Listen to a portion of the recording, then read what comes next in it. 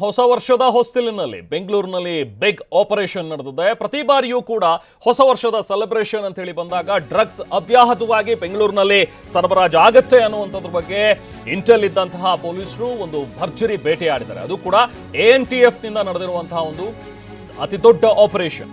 ಬೆಂಗಳೂರಿನಲ್ಲಿ 55.88 ಕೋಟಿ ರೂಪಾಯಿ ಮೌಲ್ಯದ ಡ್ರಗ್ಸ್ ಅನ್ನ ಸೀಸ್ ಮಾಡಿದ್ದಾರೆ.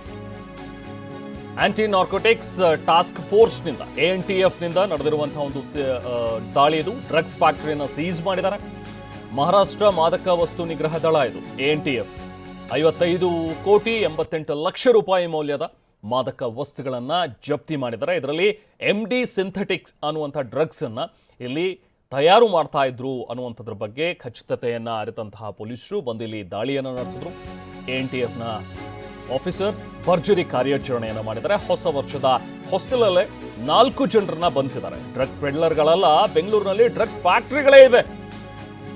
ಬೆಂಗಳೂರಿನಲ್ಲಿ 3 ಡ್ರಗ್ಸ್ ಫ್ಯಾಕ್ಟರಿಗಳನ್ನ ANTF ಸೀಸ್ ಮಾಡಿದೆ. ಹೊಸ ವರ್ಷಾಚರಣೆ ಹೊತ್ತಲೇ ಭರ್ಜರಿ ಕಾರ್ಯಾಚರಣೆ. ಇದುವರೆಗೂ ಕೂಡ ಹೊರಗಡೆಯಿಂದ ಬರುತ್ತೆ ಡ್ರಗ್ಸು.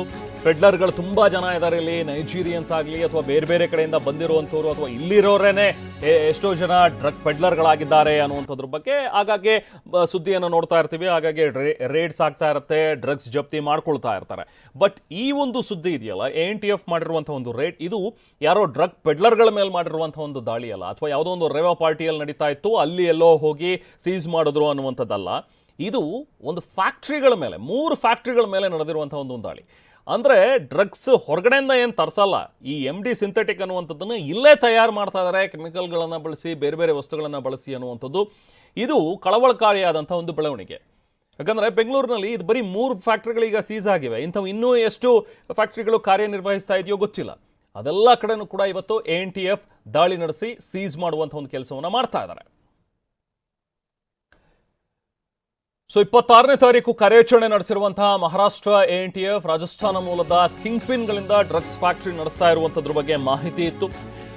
ತಕ್ಷಣ ದಾಳಿ ನಡೆಸಿದಂತಹ ANTF ಜಪ್ತಿ ಮಾಡಿದೆ, ಈಗ ಸೀಸ್ ಮಾಡಿದ್ದಾರೆ ಫ್ಯಾಕ್ಟರಿಗಳನ್ನು. ರಾಜಸ್ಥಾನ ಮೂಲದವರು ಅನ್ನುವಂಥದ್ದು ಗೊತ್ತಾಗಿದೆ. ಇಬ್ಬರನ್ನ ಈಗ ಬಂಧಿಸಿದ್ದಾರೆ. ಬೆಂಗಳೂರಿನ 3 ಕಡೆ ಈ ಥರದ ಡ್ರಗ್ಸ್ ಫ್ಯಾಕ್ಟರಿಗಳು ಕಾರ್ಯನಿರ್ವಹಿಸ್ತಾ ಇತ್ತು ಅಂತೇಳಿ ಯೋಗಿ ರಾಜ್ಕುಮಾರ್, ನಯನ್ ಪವಾರ್ ಕಿಂಗ್, ಇವರು ಕಿಂಗ್ ಪಿನ್ಗಳು. ರಾಜಸ್ಥಾನ ಮೂಲದ ಇಬ್ರು ಇವರು ಡ್ರಗ್ಸ್ ಬಿಸ್ನೆಸ್ ಮನ್ಗಳು. ಇವರು ಇಲ್ಲೇ ಫ್ಯಾಕ್ಟರಿ ಹಾಕೊಂಡು ಡ್ರಗ್ಸ್ ಅನ್ನ ಪ್ರೊಡ್ಯೂಸ್ ಮಾಡ್ತಾ ಇದ್ರು. ದೇಶದ ಅನೇಕ ಕಡೆ ಡ್ರಗ್ಸ್ ಫ್ಯಾಕ್ಟರಿಯನ್ನ ಇವರು ನಡೆಸ್ತಾ ಇದ್ದಾರೆ ಅನ್ನುವಂಥದ್ರ ಬಗ್ಗೆ ಮಾಹಿತಿ ಇದೆ. ಒಟ್ಟು ಈಗ ಈ ಇಬ್ರು ಸೇರಿದಂತೆ 4 ಜನರನ್ನ ಬಂಧಿಸಿದ್ದಾರೆ ANTF ಸಿಬ್ಬಂದಿ. ಡಿಸೆಂಬರ್ 26ನೇ ತಾರೀಕು ಅಂದ್ರೆ ಆಫ್ಟರ್ ಕ್ರಿಸ್ಮಸ್ ನಡೆದಿರುವಂತಹ ಒಂದು ದಾಳಿ ಇದು. ಎಲ್ಲವನ್ನೂ ಕೂಡ ರೆಡಿ ಮಾಡ್ಕೊಳ್ತಾ ಇದ್ರು. ಇನ್ನೇನು ಹೊಸ ವರ್ಷದ ಸಂಭ್ರಮಾಚರಣೆ ಆರಂಭವಾಗುತ್ತೆ.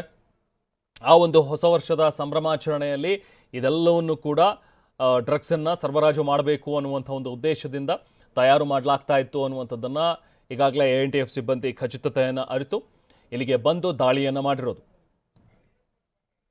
Aunty narcotics task force Maharashtra ಇಲ್ಲಿಂದ ಅಧಿಕಾರಿಗಳು ಬಂದು ದಾಳಿ ಮಾಡಿದ್ದಾರೆ. ಅಂದರೆ ಬೆಂಗಳೂರಿನಲ್ಲಿ ಬರೀ ಪೆಡ್ಲರ್ಗಳ ಮಾತ್ರ ಅಲ್ಲ, ಫ್ಯಾಕ್ಟರಿಗಳೇ ಇವೆ. ಇಲ್ಲಿ ಡ್ರಗ್ಸ್ ಮಾಡುವಂಥ ಫ್ಯಾಕ್ಟರಿಗಳಿವು. ಈ ರಾಜಸ್ಥಾನ ಮೂಲದವರಿಬ್ಬರು ಅರೆಸ್ಟ್ ಆಗಿದಾರಲ್ಲ, ಸೊ ಅವರಿಬ್ಬರು ಬರೀ ಇಲ್ಲಿ ಮಾತ್ರ ಅಲ್ಲ, ಬೇರೆ ಬೇರೆ ಭಾಗಗಳಲ್ಲೂ ಕೂಡ ಫ್ಯಾಕ್ಟ್ರಿಗಳನ್ನು ಹೊಂದಿದ್ದಾರೆ ಅನ್ನುವಂಥದ್ರ ಬಗ್ಗೆ ಇರುವಂತಹ ಮಾಹಿತಿ ನೋಡಿ. RJ ಇವೆಂಟ್ಸ್ ಹೆಸರಿನಲ್ಲಿ ಡ್ರಗ್ಸ್ ಫ್ಯಾಕ್ಟರಿಯನ್ನು ನಡೆಸ್ತಾ ಇದ್ರು ಅನ್ನುವಂಥದ್ದು ಗೊತ್ತಾಯಿತು. 4.1 kg ಘನ MD ಜೊತೆಗೆ 17 kg ದ್ರವ MD ಡ್ರಗ್ಸ್ ಅನ್ನ ಈಗ ವಶಕ್ಕೆ ಪಡೆದಿದ್ದಾರೆ. ಸೊ ಮುಂಬೈನಲ್ಲಿ ಇತ್ತೀಚೆಗಷ್ಟೇ 1.5 ಕೋಟಿ ರೂಪಾಯಿ ಮೌಲ್ಯದ ಡ್ರಗ್ಸ್ ಅನ್ನ ಸೀಸ್ ಮಾಡಿದ್ರು.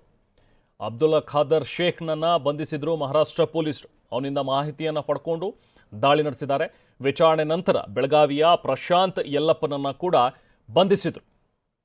ಸೊ ಹಾಗೆ ಪಾಟೀಲ್ ಮಾಹಿತಿಯ ಮೇರೆಗೆ ಬೆಂಗಳೂರಿನ 3 ಕಡೆ ದಾಳಿ ನಡೆಸಿದ್ರು. ಸೊ ಬೆಂಗಳೂರಿನಲ್ಲಿ ರಾಜಸ್ಥಾನದ ಸೂರಜ್ ರಮೇಶ್ ಯಾದವ್ ಅನ್ನೋನು ಫ್ಯಾಕ್ಟರಿ ನಡೆಸ್ತಾ ಇದ್ದಾನೆ ಅನ್ನುವಂಥದ್ದು ಗೊತ್ತಾಯಿತು. ಇವನ ಜೊತೆಗೆ ಮಲ್ಹಾನ್ ರಾಮ್ಲಾಲ್ ಬಿಷ್ಣೋಯ್ ಇವರನ್ನು ಕೂಡ ಈಗಾಗಲೇ ಪೊಲೀಸರು ಅರೆಸ್ಟ್ ಮಾಡಿದ್ದಾರೆ. RJ ಇವೆಂಟ್ಸ್ ಹೆಸರಿನಲ್ಲಿ ಇವರು ಡ್ರಗ್ಸ್ ಫ್ಯಾಕ್ಟರಿಯನ್ನು ನಡೆಸ್ತಾ ಇದ್ರು ಅನ್ನುವಂಥದ್ದು. ಅಂದರೆ ಬೆಂಗಳೂರಿನಲ್ಲಿ 3 ಫ್ಯಾಕ್ಟರಿಗಳು, ಒಂದು ಬಾಗಲೂರು, ಕೊತ್ತನೂರು, ಆವಲಹಳ್ಳಿ. ಈಗ ಸದ್ಯಕ್ಕೆ ಈ 3 ಫ್ಯಾಕ್ಟರಿಗಳ ಮೇಲೆ ರೇಡ್ ಮಾಡಿ ಡ್ರಗ್ಸನ್ನು ವಶಪಡಿಸ್ಕೊಂಡಿದ್ದಾರೆ. ಫ್ಯಾಕ್ಟರಿ ನಂಬರ್ 1 ಬಾಗಲೂರಿನ ಸ್ಪಂದನ ಲೇಔಟ್ ಕಾಲೋನಿಯಲ್ಲಿ ಕೆಲಸ ಮಾಡ್ತಾ ಇತ್ತು. ಸೊ ಫ್ಯಾಕ್ಟರಿ ನಂಬರ್ 2 ಕೊತ್ತನೂರಿನ NG ಗೊಲ್ಲಹಳ್ಳಿ ಪ್ರದೇಶದಲ್ಲಿತ್ತು. RJ ಇವೆಂಟ್ ಅನ್ನುವಂಥ ಹೆಸರಿನಲ್ಲಿ ನಡೆಸ್ತಾ ಇದ್ದಂತಹ ಕಾರ್ಖಾನೆ ಫ್ಯಾಕ್ಟರಿ ನಂಬರ್ 3 ಆವಲಹಳ್ಳಿ ಲಿಮಿಟ್ನ ಎರಪನಹಳ್ಳಿ ಮನೆಯಲ್ಲಿ ನಡೀತಾ ಇದ್ದಂತಹ ಫ್ಯಾಕ್ಟರಿ.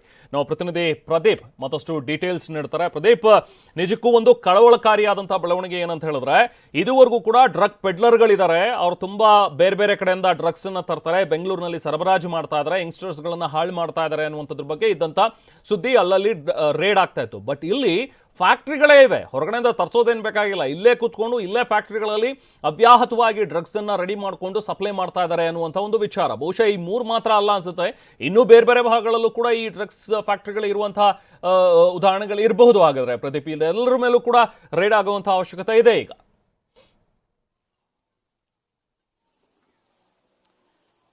ಖಂಡಿತ ರೆಹಮಾನ್, ಬೆಂಗಳೂರಿನಲ್ಲಿ ಡ್ರಗ್ಸ್ ಸಪ್ಲೈ ಆಗ್ತಾರೋ ವಿಚಾರ ಏನು ಗುಟ್ಟಾಗಿ ಉಳಿದಿರೋಂಥ ವಿಚಾರವಲ್ಲ. ಈಗಾಗಲೇ ಬೆಂಗಳೂರಿನ ಪೊಲೀಸರು, ಸಿಸಿಬಿ ಪೊಲೀಸರು ಸಾಕಷ್ಟು ಕಡೆ ರೇಡ್ ಮಾಡ್ತಾನೆ ಇರ್ತಾರೆ, ಆರೋಪಿಗಳನ್ನು ಬಂಧಿಸ್ತಾ ಇರ್ತಾರೆ. ಆದ್ರೆ ಈಗ ಮಹಾರಾಷ್ಟ್ರದ ನಾರ್ಕೋಟಿಕ್ಸ್ ಅಂದ್ರೆ ಅಲ್ಲಿನ ಮಾದಕ ವಸ್ತು ನಿಗ್ರಹ ದಳದವರು ಬೆಂಗಳೂರಿನಲ್ಲಿ ಬಂದು 3 ಕಡೆ ಡ್ರಗ್ಸ್ ಫ್ಯಾಕ್ಟರಿಗಳನ್ನ ಸೀಸ್ ಮಾಡಿರುವಂತಹ ಘಟನೆ ನಡೆದಿರುವಂತದ್ದು. ಅಂದ್ರೆ ಇದು ಬೆಂಗಳೂರಿನಿಂದ ಡ್ರಗ್ಸ್ ಸಪ್ಲೈ ಆಗ್ತಾ ಇದ್ದಂತ ಮುಂಬೈನಲ್ಲಿ ಒಬ್ಬ ವ್ಯಕ್ತಿ ಸಿಕ್ಕಿ ಬೀಳ್ತಾನೆ. ಆ ವ್ಯಕ್ತಿಯನ್ನು ವಿಚಾರಣೆ ಮಾಡಿದಾಗ ಬೆಳಗಾವಿ ಮೂಲದ ಒಬ್ಬ ಪೆಡ್ಲರ್ನ ಹೆಸರು ಹೇಳ್ತಾನೆ. ಆ ಪ್ರಶಾಂತ್ ಪಾಟೀಲ್ ಎಂಬ ಪೆಡ್ಲರು ಬೆಂಗಳೂರಿನಲ್ಲಿ ಎಲ್ಲೆಲ್ಲಿ ಡ್ರಗ್ಸ್ ತಯಾರಾಗ್ತಾ ಇದೆ, ಡ್ರಗ್ಸ್ ಎಲ್ಲಿ ಸ್ಟೋರ್ ಆಗ್ತಾ ಇದೆ ಅನ್ನೋದ್ರ ಬಗ್ಗೆ ಮಾಹಿತಿ ಕೊಡ್ತಾರೆ. ಆ ಮಾಹಿತಿಯನ್ನು ಆಧರಿಸಿ ಮಹಾರಾಷ್ಟ್ರದ ನಾರ್ಕೋಟಿಕ್ಸ್ ವಿಭಾಗದ ಪೊಲೀಸರು ಬೆಂಗಳೂರಿಗೆ ಬರ್ತಾರೆ. ಬೆಂಗಳೂರಿನ 3 ಕಡೆಯಲ್ಲಿ ರೇಡ್ ಮಾಡ್ತಾರೆ. ಅದರಲ್ಲಿ ಒಂದು ಜಾಗದಲ್ಲಿ ನಾನಿದ್ದೀನಿ. ಇದು ಬೆಂಗಳೂರಿನ ಅವಲಹಳ್ಳಿ ಪೊಲೀಸ್ ಠಾಣಾ ವ್ಯಾಪ್ತಿಯಲ್ಲಿರುವಂತಹ ಯರಪ್ಪನಹಳ್ಳಿಯ ಒಂದು ಮನೆ. ಈ ಮನೆಯಲ್ಲಿನೇ ಇನ್ನೂ 2 ಕಡೆ ಡ್ರಗ್ಸ್ ಅನ್ನ ತಯಾರು ಮಾಡ್ತಿರ್ತಾರೆ. ಅಂದ್ರೆ ಬಾಗ್ಲೂರು ಪೊಲೀಸ್ ಠಾಣೆಯ ಸ್ಪಂದನ ಲೇಔಟ್ ಮತ್ತೆ ಇನ್ನೊಂದು ಕಡೆ ಕೊತ್ನೂರು ಪೊಲೀಸ್ ಠಾಣೆಯ ಗೊಲ್ಲಹಳ್ಳಿ ಪ್ರದೇಶದಲ್ಲಿ ಒಂದು ಫ್ಯಾಕ್ಟರಿ ಇರುತ್ತೆ. ಆ 2 ಫ್ಯಾಕ್ಟರಿಯಲ್ಲಿ ತಯಾರಾದಂತಹ ಡ್ರಗ್ಸ್ ಗಳನ್ನ ಅಂದ್ರೆ MD ಸಿಂಥೆಟಿಕ್ಸ್ ಡ್ರಗ್ಸ್ ಏನಿದೆ ಅದನ್ನ ಈ ಮನೆಯಲ್ಲಿ, ಇದು ಯರಗನಹಳ್ಳಿಯಲ್ಲಿರುವಂತಹ ಒಂದು ಮನೆ, ಈ ಮನೆಗೆ ತಂದು ಅವರು ಇಲ್ಲಿ ಸ್ಟೋರ್ ಅನ್ನ ಮಾಡ್ಕೊಂಡಿರ್ತಾರೆ. ನೋಡೋಕೆ ಯಾರು ಸಹ ವಾಸ ಮಾಡದೇ ಇರೋ ಅಷ್ಟು ಯೋಗ್ಯವಲ್ಲದ ಒಂದು ಮನೆ ರೀತಿ ಕಾಣುತ್ತೆ. ಆದ್ರೆ ಇಂಥ ಮನೆಗಳನ್ನ ಡ್ರಗ್ ಪೆಡ್ಲರ್ಗಳು ಬಳಸ್ಕೊಂಡು ಈ ಒಂದು ದಂಧೆಯನ್ನ ಮಾಡ್ತಾ ಇದ್ರು. ಕೇವಲ ಬೆಂಗಳೂರಿಗೆ ಮಾತ್ರ ಸಪ್ಲೈ ಆಗ್ತಾ ಇರಲಿಲ್ಲ, ಇದು ಇಡೀ ದೇಶಾದ್ಯಂತ ಇಲ್ಲಿ ತಯಾರಾಗ್ತಾ ಇದ್ದ ಮತ್ತು ಇಲ್ಲಿ ಸ್ಟೋರ್ ಆಗ್ತಿದ್ದಂತಹ ಡ್ರಗ್ಸ್ ಅನ್ನ ಸಪ್ಲೈ ಮಾಡ್ತಾ ಇದ್ರು ಅನ್ನೋ ಒಂದು ಮಾಹಿತಿ ಈಗ ಮಹಾರಾಷ್ಟ್ರ ಪೊಲೀಸರಿಂದ ಸಿಗ್ತಾ ಇರುವಂತದ್ದು. ಸದ್ಯಕ್ಕೆ ಇಲ್ಲಿ ಬೆಂಗಳೂರಿನಲ್ಲಿ 2 ಆರೋಪಿಗಳನ್ನ ಬಂಧಿಸಿದ್ರು. ಜೊತೆಗೆ ಸಂತೋಷ್ ಪಾಟೀಲ್ ಎಂಬಂತ 3 ಜನ ಮತ್ತೆ ಪುಣೆಯಲ್ಲಿ ಸಿಕ್ಕಾಕೊಂಡಿದ್ದಂತಹ ಒಬ್ಬ ವ್ಯಕ್ತಿ, ಒಟ್ಟು 4 ಜನರನ್ನ ಪೊಲೀಸರು ಬಂಧಿಸಿ ವಿಚಾರಣೆ ನಡೆಸ್ತಾ ಇದ್ದಾರೆ. ಸದ್ಯಕ್ಕೆ ಪೊಲೀಸರಿಗೆ ಅಂದ್ರೆ ಮಹಾರಾಷ್ಟ್ರ ಪೊಲೀಸರಿಗೆ ಸಿಕ್ಕಿರುವ ಮಾಹಿತಿ ಏನಂದ್ರೆ, ಇಡೀ ದಂಧೆಯ ಕಿಂಗ್ ಪಿನ್ಗಳು ರಾಜಸ್ಥಾನ ಮೂಲದ ಯೋಗಿರಾಜ್ ಕುಮಾರ್ ಮತ್ತು ನಯನ್ ಪವರ್ ಎಂಬುವರು. ಈ ಇಬ್ಬರು ಕೇವಲ ಬೆಂಗಳೂರಲ್ಲ, ದೇಶದ ನಾನಾ ಕಡೆ ಈ ರೀತಿಯಾಗಿ ಡ್ರಗ್ಸ್ ಫ್ಯಾಕ್ಟರಿಗಳನ್ನ ಮತ್ತು ಡ್ರಗ್ಸ್ ತಯಾರಾದ ನಂತರ ಅದನ್ನ ಸ್ಟೋರ್ ಮಾಡ್ಕೊಳ್ಳುವಂತಹ ಕೆಲಸವನ್ನ ಮಾಡ್ತಾ ಇದ್ರು ಅನ್ನೋದು ಸಿಗ್ತಾ ಇದೆ. ಸದ್ಯಕ್ಕೆ ಅವರಿಬ್ಬರನ್ನು ಸಹ ಈಗ ಮಹಾರಾಷ್ಟ್ರದ ಮಾದಕ ವಸ್ತು ನಿಗ್ರಹ ದಳದವರು ಹುಡುಕಾಟವನ್ನು ನಡೆಸ್ತಾ ಇದ್ದಾರೆ. ಇನ್ನು ದೃಶ್ಯದಲ್ಲಿ ನೋಡಬಹುದು ನೀವು, ಈ ಒಂದು ಡ್ರಗ್ಸ್ ಸ್ಟೋರ್ ಮಾಡ್ತಿದ್ದಂತಹ ಮನೆಯನ್ನ ಸೀಸ್ ಕೂಡ ಮಾಡಿದ್ದಾರೆ ಪೊಲೀಸ್ನವರು. ಇಲ್ಲಿ ಒಟ್ಟಾರೆಯಾಗಿ 3 ಕಡೆಯಿಂದನೂ ಸಹ ಸುಮಾರು 56 ಕೋಟಿ ರೂಪಾಯಿ ಮೌಲ್ಯದ ಡ್ರಗ್ಸ್ ಅನ್ನ ಮಹಾರಾಷ್ಟ್ರ ಪೊಲೀಸರು ಸೀಸ್ ಮಾಡ್ತಾ ಇರುವಂತದ್ದು. ಕಳೆದ ಕೆಲ ದಿನಗಳ ಹಿಂದೆ ಮೈಸೂರಿನಲ್ಲೂ ಸಹ 100 ಕೋಟಿಗೂ ಹೆಚ್ಚು ಮೌಲ್ಯದ ಡ್ರಗ್ಸ್ ಅನ್ನ ಮಹಾರಾಷ್ಟ್ರ ಪೊಲೀಸರು ಸೀಸ್ ಮಾಡಿದ್ರು. ಈಗ ಇಲ್ಲಿ ಬೆಂಗಳೂರಿನಲ್ಲಿ 56 ಕೋಟಿ ರೂಪಾಯಿನ ಡ್ರಗ್ಸ್ ಅನ್ನ ಸೀಸ್ ಮಾಡಿರುವಂತದ್ದು. ಅಂದ್ರೆ ಬೆಂಗಳೂರಿನ ಪೊಲೀಸರಿಗೂ ಸಹ ಇದ್ರ ಬಗ್ಗೆ ಈಗ ಮಾಹಿತಿ ಕೊಟ್ಟಿದ್ದು ಸಿಸಿಬಿಯ ನಾರ್ಕೋಟಿಕ್ಸ್ ವಿಭಾಗದ ಪೊಲೀಸರು ಈಗ ತನಿಖೆಯನ್ನ ಮಾಡ್ತಾ ಇದ್ದಾರೆ. ಜೊತೆಗೆ ಈಗ 4 ಜನರನ್ನ ಅರೆಸ್ಟ್ ಮಾಡಿದ್ದಾರೆ. ಅವ್ರನ್ನ ತೀವ್ರವಾಗಿ ಮಹಾರಾಷ್ಟ್ರ ಪೊಲೀಸರು ವಿಚಾರಣೆಯನ್ನ ನಡೆಸ್ತಾ ಇದ್ದಾರೆ. ಸದ್ಯಕ್ಕೆ ಈ ಒಂದು ಮನೆಯನ್ನ ಕೂಡ ಸೀಸ್ ಮಾಡಿದ್ದಾರೆ. ಆದ್ರೆ ಇದೊಂದು ಹಳ್ಳಿ ಇದೆ, ಹಳ್ಳಿ ಒಳಗಡೆ ಬಂದು ಈ ರೀತಿಯಾಗಿ ಡ್ರಗ್ಸ್ ಸಪ್ಲೈ ಮಾಡ್ತಾ ಇರೋದು, ಡ್ರಗ್ಸ್ ಅನ್ನು ಸ್ಟೋರ್ ಮಾಡ್ಕೊಂಡಿರೋದು ಪೊಲೀಸರಿಗೆ ಮಾಹಿತಿ ಇರ್ನಿಲ್ವಾ ಅನ್ನೋ ಒಂದು ದೊಡ್ಡ ಪ್ರಶ್ನೆ ಆಗಿರುವಂತದ್ದು ರೆಹಮಾನ್.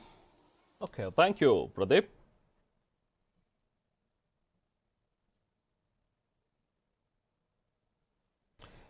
ಎಸ್, ಈ ಒಂದು ದೃಶ್ಯಗಳಲ್ಲಿ ನಾವೇನು ನೋಡ್ತಾ ಇದ್ದೀವಿ, 3 ಭಾಗಗಳಲ್ಲಿ 3 ಫ್ಯಾಕ್ಟ್ರಿಗಳ ಮೇಲೆ ನಡೆದಿರುವಂಥ ಒಂದು ದಾಳಿ.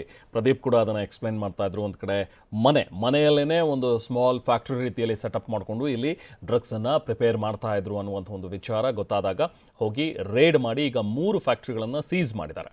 ಇನ್ನು ಉಳಿದಂತೆ ಬೇರೆ ಬೇರೆ ಭಾಗಗಳಲ್ಲೂ ಕೂಡ ಈ ಥರದ ಫ್ಯಾಕ್ಟ್ರಿಗಳು ಇರಬಹುದು ಅನ್ನುವಂಥದ್ರ ಬಗ್ಗೆ ಮಾಹಿತಿ ಇದೆ. ಸೊ ಹಾಗಾಗಿ ಅಲ್ಲೂ ಕೂಡ ಕಾರ್ಯಾಚರಣೆ ನಡೆಸೋದಕ್ಕೆ ಈಗ ANTF ಸಿದ್ಧತೆಯನ್ನು ಮಾಡಿಕೊಂಡಿದೆ.